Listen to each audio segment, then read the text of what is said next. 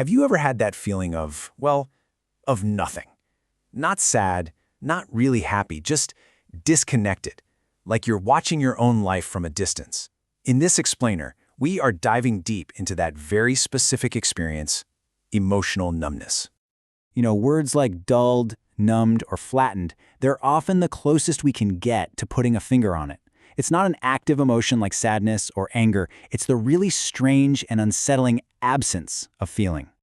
If that question hits home for you, then you're in the right place. We're going to explore what's actually happening when your emotions seem to shut down and why it's such a critical signal from your mind, one we really need to understand.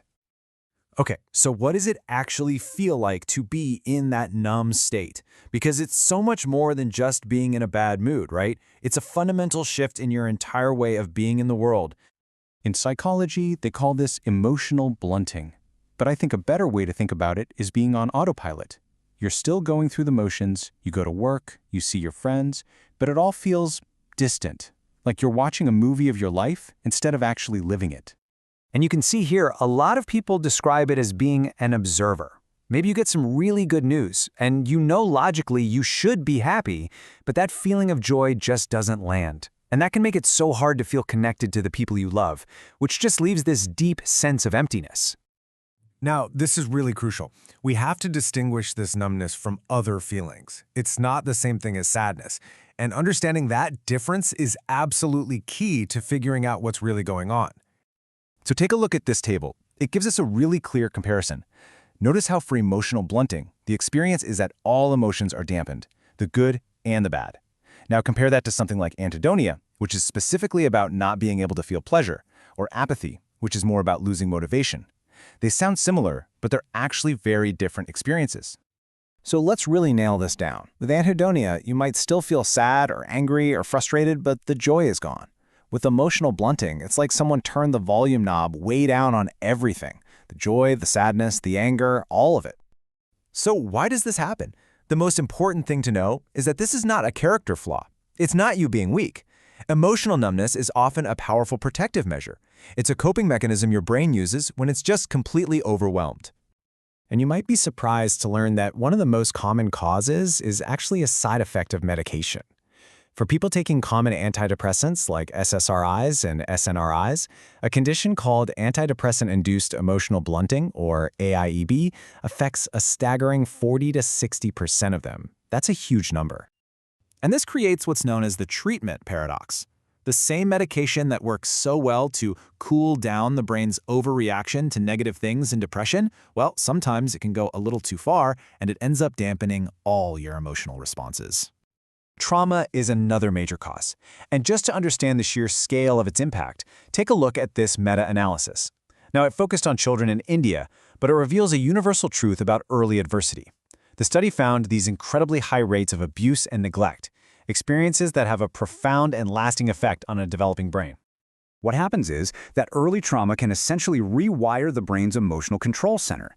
This can lead to lifelong struggles with things like trust and connection, and it can show up as emotional numbness, or sometimes its total opposite, hypervigilance, which is being constantly on alert for danger.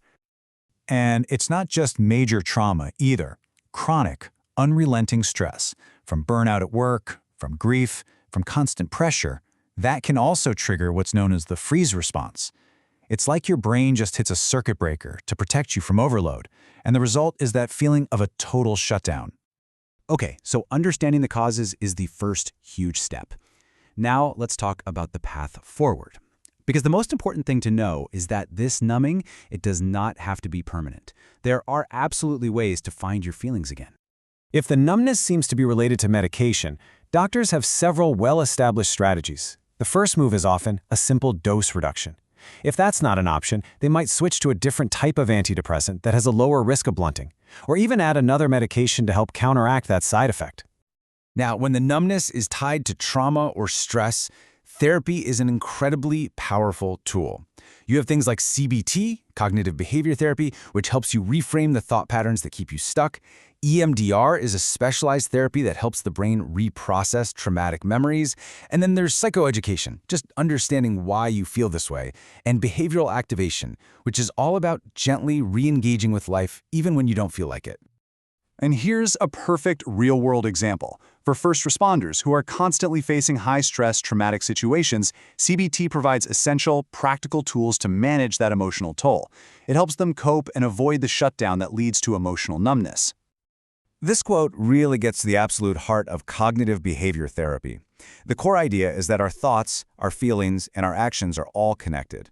So if you can learn to shift how you think about something, you can actually change how you feel and respond to it. And there are also some really gentle steps you can take on your own, and it's all about reconnecting with your senses. It can be as simple as going for a short walk and just feeling the ground under your feet.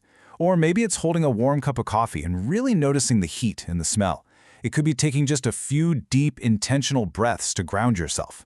Or, importantly, reaching out to someone you trust, because isolation just makes the numbness worse.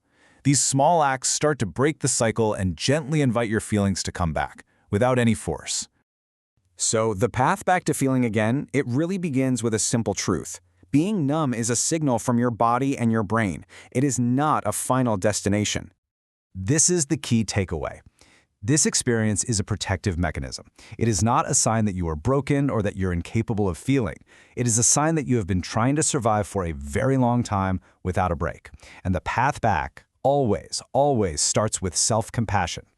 You know, recovery doesn't happen by force. It happens through patience and through slowly rebuilding trust with your own mind and body. And it can start today with just one small, gentle step toward yourself. Over time, you can find yourself not just watching your life, but feeling fully, wonderfully a part of it again.